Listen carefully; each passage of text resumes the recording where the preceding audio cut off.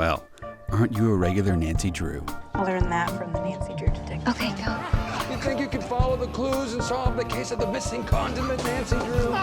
Because I've read every Nancy Drew mystery ever written. Nancy, please tell me you're joking. Wow, you suck at this Nancy Drew stuff. You should get a new hobby. My name is Carson Drew, and this is my assistant, Nancy.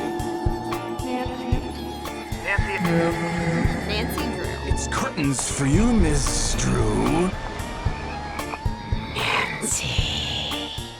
Nancy Drew strikes again. A regular Nancy Drew.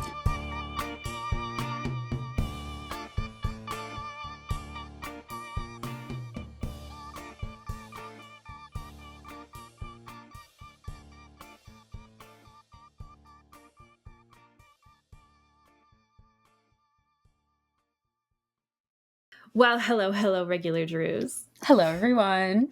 Welcome. We have a very special episode for you today. This is episode 120, and we are here to interview the wonderful, fabulous Jan Gangsei. Yes, we're so excited to have you. Hello, it's so nice to be here. Thank you so much for having me on your podcast. Yes, thank you. We are so excited. So Jan is a children's book author of both young adult and middle grade novels and has several books out under her own name.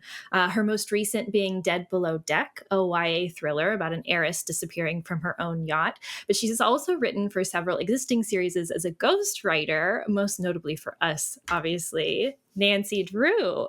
So Yay. Welcome to the podcast, Jan. Thank you.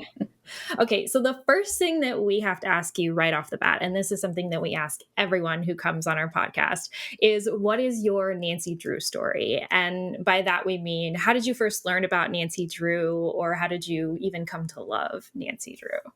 Yeah, I mean, I think I must have my mother to credit for my love of Nancy Drew because I genuinely don't remember going out and getting the books myself. I just remember loving them when I was a kid and always reading them. They were like, probably one of the few sets of books as a child that I actually owned, that I had in my room, that I went back to, read over and over.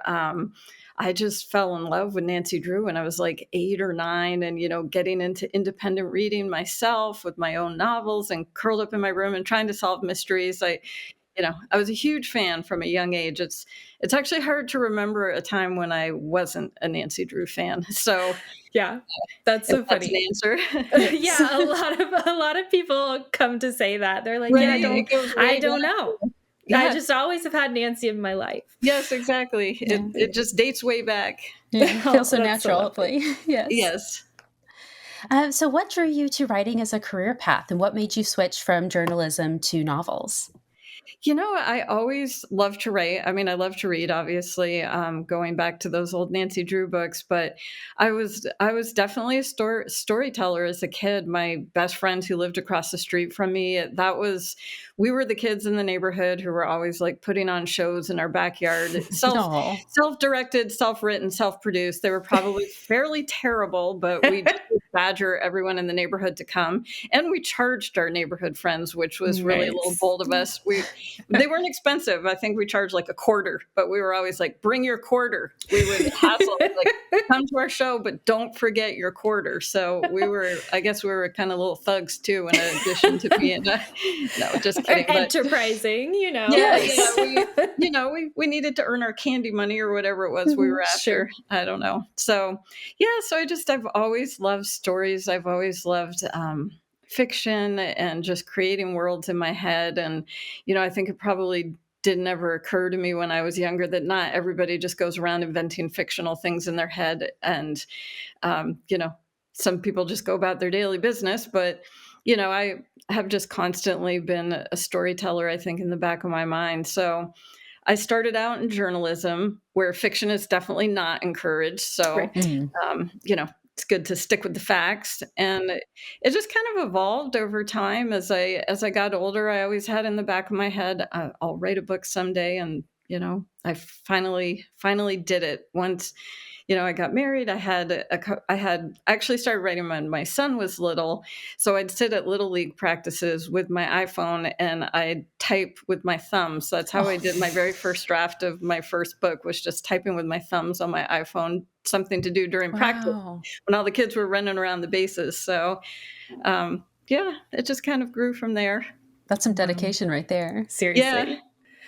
So we talked about this a little bit just before we started recording, but so in the past, Nancy Drew ghostwriters were contractually obligated to kind of keep quiet about their work on Nancy, and you let us know that you can't tell us what Nancy Drew books you've written, except for the book that you worked on with Wandering Planet Toys for Right. the action figure. Yeah, can you kind of let us know about that process, what that was like for you?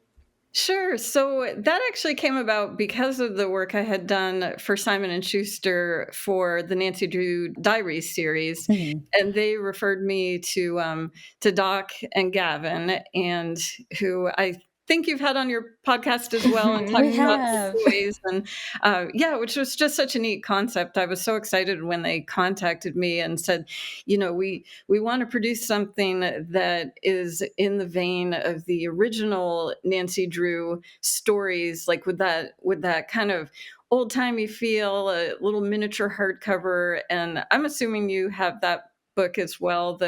So they wanted a novella, so only like Mhm. 5 chapters, shorter than your typical Nancy Drew, but one that would kind of follow a similar arc. And they had a Mhm. basic idea of what they wanted, and they had a cover design. So that's what they gave me to work on. I had the cover, and I knew that they wanted it to be something about an inheritance and, um, a search for a will. But from there, they said, okay, just take it. Let's see what you do with it. So Wow. it was really, really fun to kind of dive back into. I pulled out a bunch of old Nancy Drews and reread them so I could Oh. just get that feel of the voice, because if you read like the older stories compared to now, there's definitely a difference in, like, the third person versus first person, Mhm. the the type of language, the just even the way the dialogue tags are written is a little different. Like when you go back to the older stories, Nancy might exclaim something, whereas like now in writing, it's always like they just said. Dialogue tags are pretty basic. Mhm. So just there are a lot of different, just little different things in vocabulary, just a little different. So, and focus on what the characters were wearing. Like, the older Nancy Drews would describe Bess's outfit, right? So I made sure when I Mhm. did this, like when Bess gets in the car with Nancy, you know exactly what she's wearing because she Wow. always had like the smart clothes, right? Like she was a little fashionista. So, Mhm. that was really fun. Wow. Oh, and it was such a fun story as well. I loved reading it. Oh, thank you. Yeah, I really had a lot of fun writing it. It was fun to come up with an idea and try to I tried to pull in some of the elements of what to me when I was a kid made Drew fun. That there were like hidden staircases and secret clues and hidden wills and like twists and turns of events, and then Nancy being smart and puzzling it all together, right? So Mhm.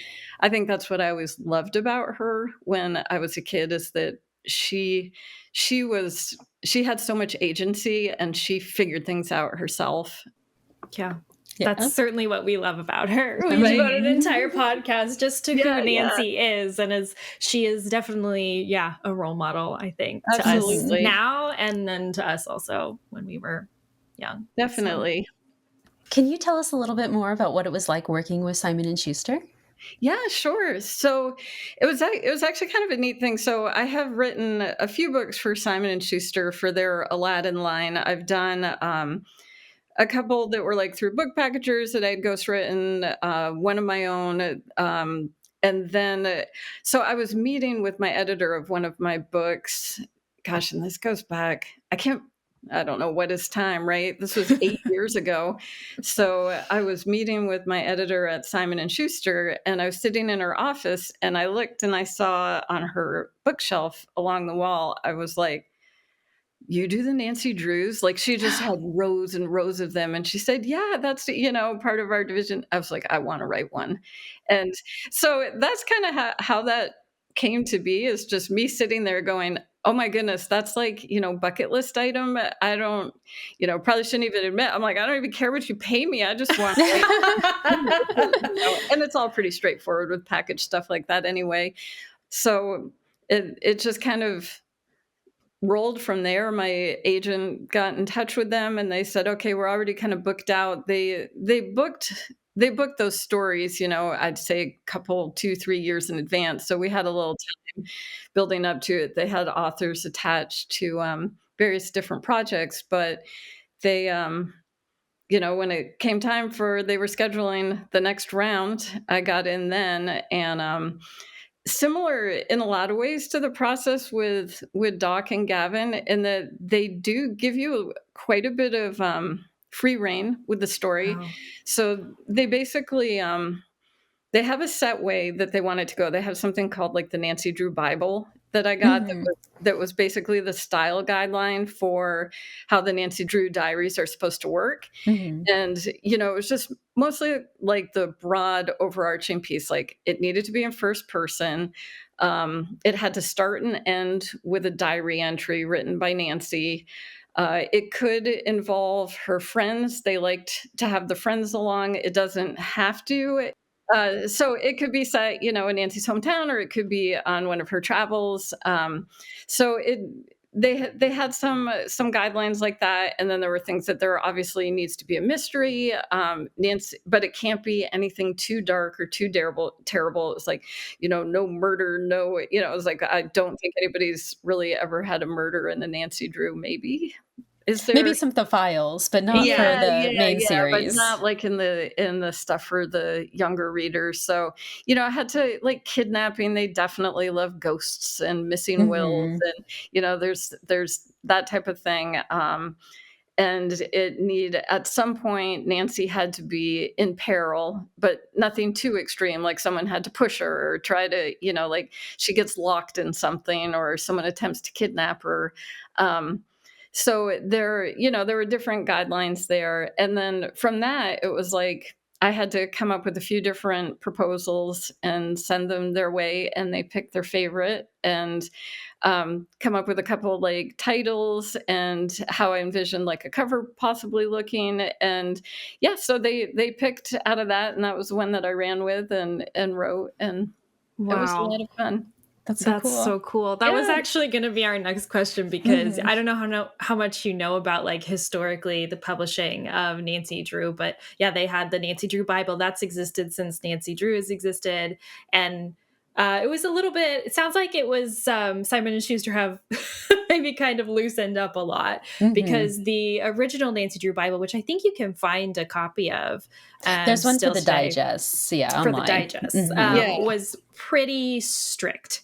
It was like you had to always end a chapter on a cliffhanger, very kind of strict about like the type of language that Nancy could use, and like who, I think, about how you would talk about Ned and her boyfriend and everything. There were character guidelines like that. I actually, I pulled up the Bible. Well, I'm gonna, sorry, you're like, now dark. I've got it in front of me. So, okay.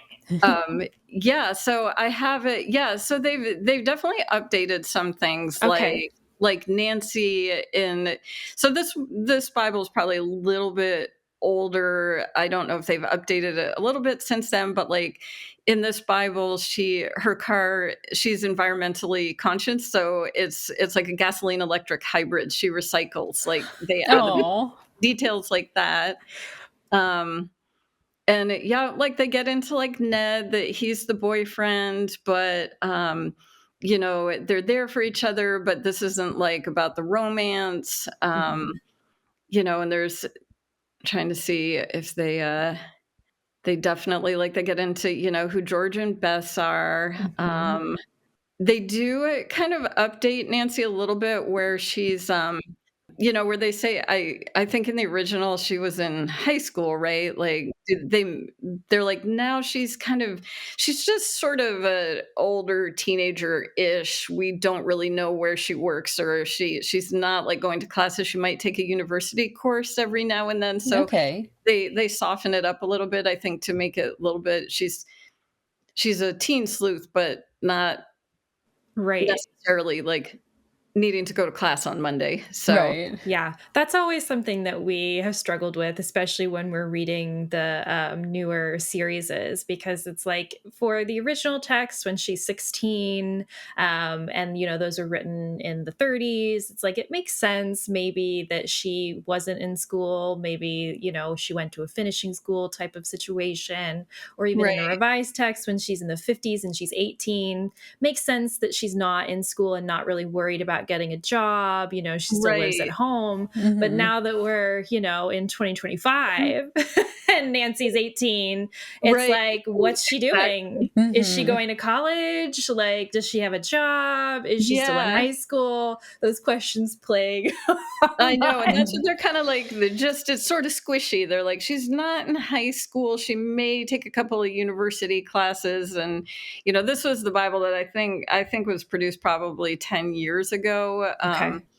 So I don't know if they've even updated it since then, but yeah, so I think they just kind of wanted to leave that as not being so much focused on what she does in her off time other than solving mysteries. Yeah. So Interesting. That's so yeah, interesting. yeah. Yeah. No, it's fascinating to see all the little, Mhm. little ingredients and the recipes that hmm I think it's so interesting how you mentioned that you had a little bit of input on the title and the cover art. Is that right? yeah, they did ask for suggestions or if I had anything that I envisioned like, if I saw anything of like scenes from the book that might play out well on the cover and yeah, so and the title stayed basically what I recommended. Like I Oh, came up with a wow. few. So yeah, so they really do want some external input. I mean, obviously if they don't like it, they'll be like, nope, that one doesn't Yeah. work. So we're gonna go with something else. But yeah, it was really neat process. And my editor there, was a lot of fun to work with as well. That's That's really so cool. cool. I know in our research into some of the previous illustrators from the series, a lot of times the cover art was kind of created alongside the book itself. So they were writing while they were also painting. And so there wasn't a lot of cross communication there. And so it kind of just ended up being like the author didn't have any sort of input at all. So it's really Right, great that they've right. changed that and allow you to have some sort of influence over the process. It's so cool. Well, I think my suggestions were while I was writing too. So they were probably working simultaneously that it was just like, so I imagine there could be situations where things get tweaked or changed a little bit and the cover art's kind of there. So yeah, but they did definitely like, here, is there anything you picture in terms of like, what you see when you envision this story? That's so fun. Yeah, Yeah, that's yeah. that's really great to hear. And so Nancy Drew is obviously not the only series that you've ghostwritten for. You mentioned that a little bit before with Simon and Schuster, correct? You've done other series with Simon and Schuster. I've had one other book with them, and then a lot of the other books that I've ghostwritten are actually like um, published in other countries. I've done a lot of work for a book packager called Working Partners, and Okay. they're probably best known for like their Warrior Cat series. I haven't written for that one, but that's like, yeah. I'd like to say that I'm also an Aaron Hunter. There's like four Aaron Hunters, I think. There might be even Wow, by now, but I've done quite a bit for them. So I've written for a number of their series that are kind of published all over the place. So that is so cool. Mhm. yeah, it's a neat way to kind of fill in the gaps like between my own writing, like particularly with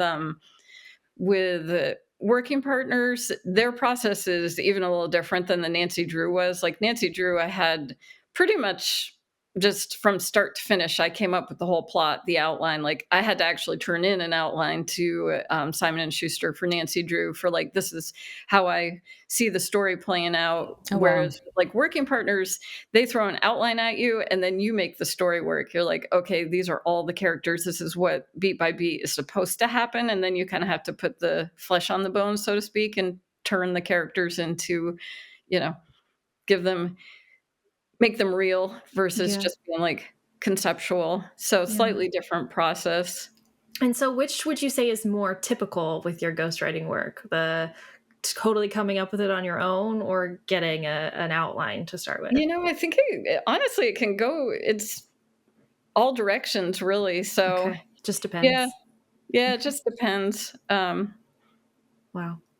But yeah, it's a fun way to do things, and that like the work with outlines, even though it sounds like, oh well, they've taken the guesswork. You do get the guesswork taken out of like just the major plot beats, but at the same time, like you have to make the characters real and make their dialogue real and the descriptions and what's happening around them. So it's kind of a fun exercise in just like actually writing creatively as opposed to, struggling to focus on plot. Like then you can really focus on, how do I want this character to come across on the page, and it just flexes different writing muscles. So I sort of call it like writing boot camp, doing and it's helped me become a better plotter, because when I first started writing, like I said, on my sitting there with my iPhone typing with my thumbs, I was just freewheeling it. It was like, okay, and they're going to walk into this room and I'm pretty sure something will happen here. I don't know what's happening in the next chapter, but I'm just going to keep going with it. So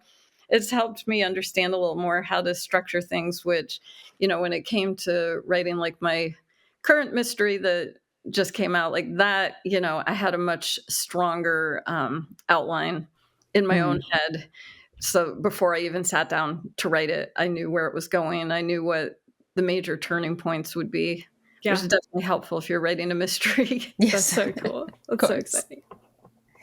So I know you probably can't, of course, tell us your favorite Nancy Drew books that you've written, but can you tell us which Nancy Drew books are your favorite that you've read?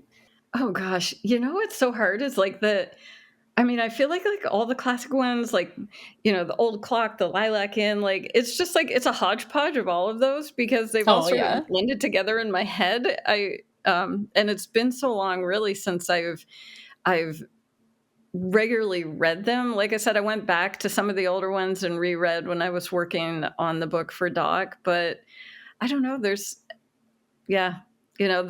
one with the hidden staircase. I'm not even gonna remember the right titles. Like the hidden staircase. Yeah. And I'm like, okay, there's the hidden staircase. There was one that I remember that involved a bunch of zoo animals or something that was could have been a lot. There could have been a few of them, yeah. I don't know. I would say definitely like The Secret of the Old Clock. I had that one in my room. I even had like, my bookshelf had like this little sliding compartment on it, and I had all my Nancy Drew's back there, like the little special spot. Yes. It's like they were all hidden. Sweet. That's so sweet. Yeah. Okay, so we do have some questions from our listeners that they specifically want to ask you. And the first one is, how did you give the books your own spin, but stay true to the original voice? I think they're talking about probably the mystery stories here. Mm-hmm. Right. So yeah, when I worked on the Nancy Drew Diaries, like actually the one that I did, I set it in, so this, if anybody's running around sleuthing, they'll find my Nancy Drew, is that I set it in a fictional version of the town where I was living at the time. Okay. So they went on vacation and I put it in kind of near my hometown and incorporated a little bit of a local legend into it. So I don't think you'll have a hard time finding it. And you're from Vermont? So that was really fun. And, my neighbor, my old neighbors, because I've bopped back and forth a little bit where I've lived with my husband's career. But folks that knew me up in that place, there's a few fun little references that anybody who lived there or knew some of the local lore would be like, I know what she's getting at right there. So that was kind of fun. It's kind of fun to hide those little personal Easter eggs and things when you're working on them. Mm-hmm. And even with, I didn't tell Doc this at the time, but even with his book, I kind of used a couple old family names in there because, they kind of go back to like the 30s and stuff, that 50s, the older style of the book with that. So, there's a Winifred in there and a Marcia and, and a Calvin. And these are all like parents, grandparents names that I just kind of like plucked in. So that's so special. That's always fun. You can little pieces of myself dropped in there. I love that. I was wondering because you use so many Stratemeyer references in that story. That's so cool. Right. And the Stratemeyer thing, that was actually, Doc and Gavin wanted that was one of their things with the Stratemeyer toy, or the Stratemeyer reference kind of came from them to work that in there. Yeah. But then you get to add your own special touch. That's I even know, and better. I put their company in there too. They did not request that Wandering Planet toys were part of it. I was like, oh, I'm gonna work that in there too. That was how kind of fun cool. to do. Yes. So what is it like seeing Nancy still have such an active community of fans after all this time? It's actually pretty amazing. I wouldn't say it's hard to believe because I think she is just such an enduring icon. But it's really cool, I have a daughter, and as soon as she was old enough to read, I'm like, here you go, have some Nancy Drews, and my husband grew up reading Hardy Boys, and it's just such a neat thing that she has, like, that she still resonates with younger generations, and there's so many different iterations. I can't even keep up with all of them. I know there's video games and TV shows, and like I'm not on top of everything. My knowledge base is fairly like small in a lot of ways. It's a lot to keep up with. It really is. It is pretty amazing. I think she is, like I was saying, so iconic, and just, she was so ahead of her time when the stories first came out. I think that it was, she was inspirational to kids like me when I was young, that like, oh, hey, you can drive a cool car and you can solve mysteries and you can escape even when you get kidnapped and figure things out. And like, she relied on her family and friends for support, but that wasn't like the basis of everything. Like she could solve things on her own. And that definitely spoke to me when I was younger. And so I think that's part of her enduring appeal, if I had to speculate. Oh, absolutely. Yeah, very well said. Cool. So you talked about this a little bit already, but if there's anything you want to add here, and how did you balance editorial oversight with creative control while working as Carolyn Keene?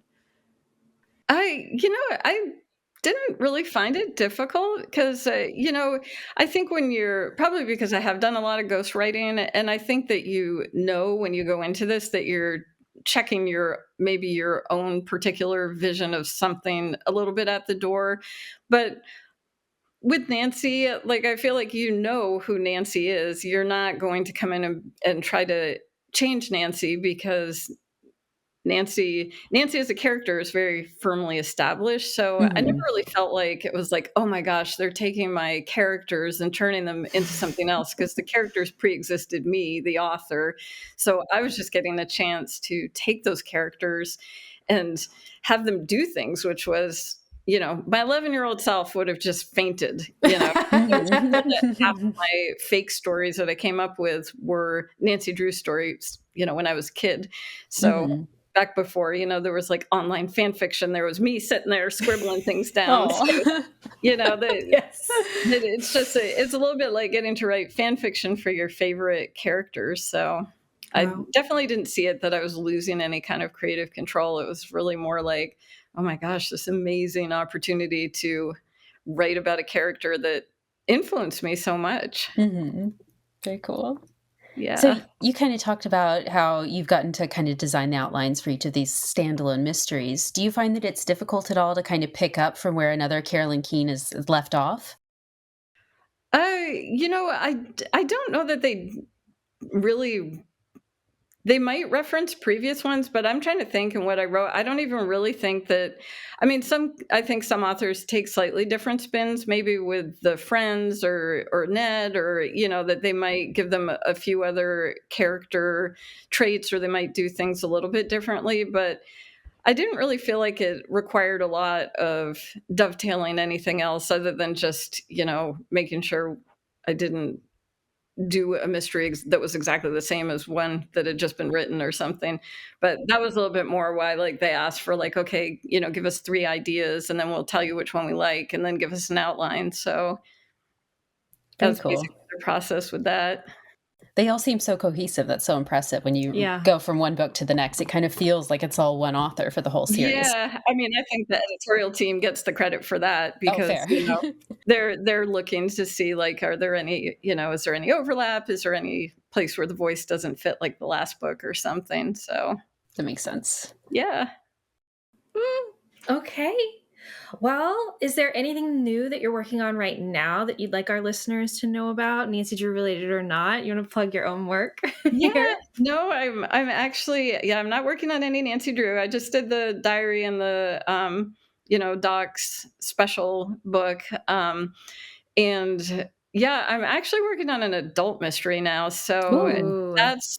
I'm expanding into the adult mystery area. So I'm about 2/3 of the way done with the draft of that. So I'm hoping to be finished drafting it in the next month or so.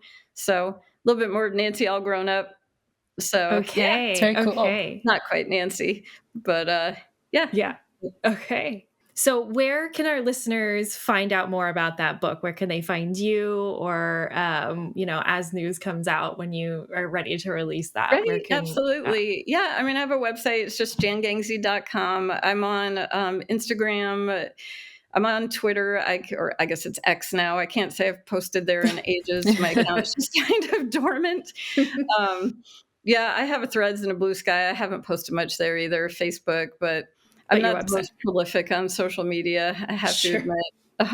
It's probably healthy. Yes. I know. There comes a certain point where you're just like, okay, I need to just pull back. So yeah, but that, my website definitely has updates, and my Instagram would have any updates, and just the usual places. And it's just Jan Gangsei everywhere. Pretty straightforward. Alrighty. Yeah. Well, thank you so much for joining us, Jan. Is there anything else you want to share with us or with our listeners? Anything else you want to talk about at all? No, I can't think of anything. I'm curious what your favorite Nancy Drews are, though. Oh my gosh, that's such a hard question. I know. I'm partial to Secret of Shadow Ranch myself. That's always a good one. A good one. Mm-hmm. Yeah, I don't know that I can choose a favorite. I gotta be honest. Just because there are so many different series, I feel like I have a different per series. If we want to talk about the original mystery stories, though, I think The Hidden Staircase is probably also my favorite. Oh, that's it's just so classic and just so fun, and I don't know. There's just such a thrilling story in The Hidden Staircase, and so I think that's really why I like it the most. Yeah, absolutely. There's something about those first few that are just so classic. Yeah. Mm-hmm. Mm-hmm. Well, this has been a lot of fun. I really appreciate you having me. Yes. Oh, we're so glad to have you. It's been wonderful. It's been so fun and so interesting to hear all about what it must be like to write Nancy Drew as a ghostwriter. So thank you very much for being here. And to our listeners, thank you for listening. And we'll see you next time. Yes, thank you. Thank you for listening to Regular Nancy Drew. If you like this episode, make sure to rate, review, and subscribe. Email us at regularnancydrew@gmail.com. You can also visit our website, regularnancydrew.com, and also follow us on Instagram at regularnancydrew. You can also support us on Patreon. Patrons at the $3 level vote on upcoming episode topics and get exclusive access to our Scoop Sesh series. And all patrons receive early access to each episode as well as weekly bonus content. And to all you regular Drews out there, thanks for listening.